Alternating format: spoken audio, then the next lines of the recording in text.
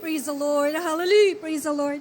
Ang pinakamataas na pagpupuri, pagluluwalhati at pagpaparangal ay tanging sa pinakamamahal na Panginoon Jesus po lamang. Hallelujah. Praise the Lord. Pag-aalala sa mga ginuturaang turo at aral ng ating beloved parents in the Lord.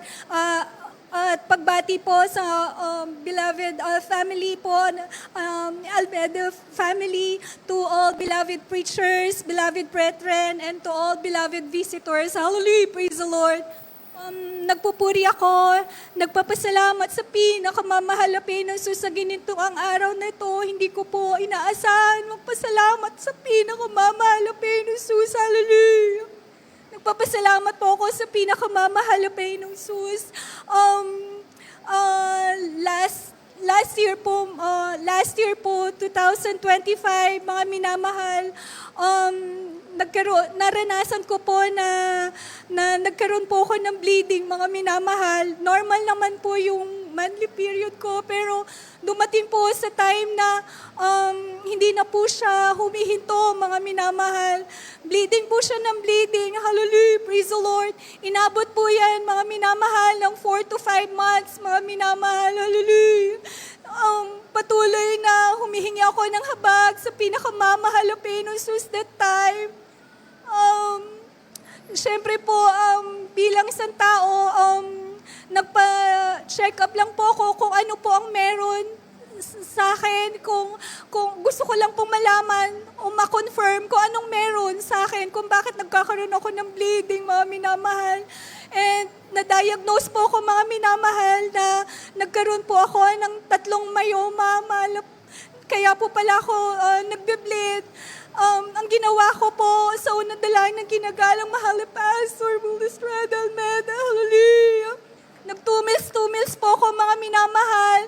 After 6 months, pinagaling ako ng pinakamamahal na Praise the Panginoon Lord, Jesus. hallelujah. Hallelujah. Praise the Lord. Pinapasalamatan ko din po sa pinakamamahal na Panginoon Jesus kasi po, ang trabaho ko po tuwing gabi, mga minamahal, madalas po akong sumasakay sa mga motor taxi, mga minamahal. Every time na sumasakay po ako niya, nandyan na yung panalangin, pagpupuri sa pinakamamahal na Panginoon Jesus. Minsan po, isang gabi, masama po yung panahon. EDSA po yan, mga minamahal. Mabilis po yung harurot ng rider. Hallelujah, praise the Lord. Habang nagpupuri ako sa pinakamamahal na Panginoon Jesus, nakapikit, bigla pong meron ako narinig na isang tinig. Sabi niya, meron kayong madadaanan na ikakadulas ang motor nyo. Alam nyo, mga minamahal, nung narinig ko yung tinig niya, bigla ako nagsabi na, hallelujah, praise the Lord. Pagdilat ko, mga minamahal, nailihis po nung rider. Hallelujah! Ang amin po sinasakyan ng motor. Hallelujah! Napakabuti ng pinakamamahal Yes, ng hallelujah. Panginoong Jesus. 1991 po, mga minamahal, nakilala ko po ang pinakamamahal na Panginoong Jesus sa Amoranto po. Nabautismahan po ako sa pangalan ng pinakamamahal na Panginoong Jesus. Binagaling po ng pinakamamahal na Panginoon Jesus ang beloved lola ko. Amen. Hallelujah. Naging sakitin po siya. Nagkaroon po yan ng arthritis, ulcer po, pero pinagaling yan ng pinakamamahal na Panginoon glory to Jesus. God. Hallelujah. Pinanganak ko po, ang nag-iisa ko pong anak sa bahay lang, mga minamahal. Pinapasalamatan ko sa pinakamamahal na Panginoon Jesus yan kasi normal ko po yan na ilabas. Yung umbilical cord po, talagang pumulupot po sa leeg niya. Usually po, may tendency pong mamatay ang bata or magiging blue baby. Pero sa abang lingkod niyo, mga minamahal, hallelujah. Ang anak ko, bigla na, malusog ko pong nailabas siya, normal. Praise the Lord. Oh, glory to Hallelujah, Jesus. praise the Lord.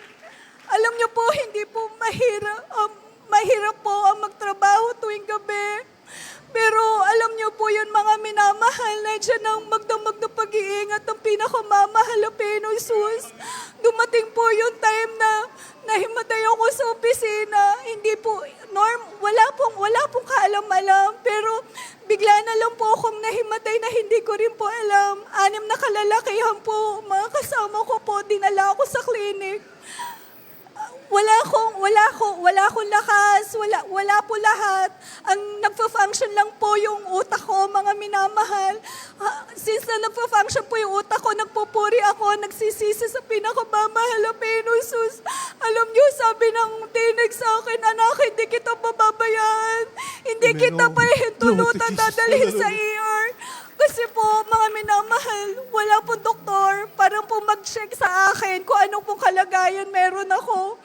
Yung pala, going to milestone po pala yung mangyayari that time, pero hindi yan pinahintulutan ng pinakamamahal na Pinosus. Hallelujah, praise the Lord. Nagpapasalamat din po ako sa pinakamamahal na Pinosus. Hindi po karapat-dapat. Nakaranas din po ako ng 3 to 4 years po, mga minamahal ng anxiety at depression. To the point na naglalakad lang ako, meron yan sa akin nagsasabi, tumalon ka. May kaaway po talaga nagsasabi niyan.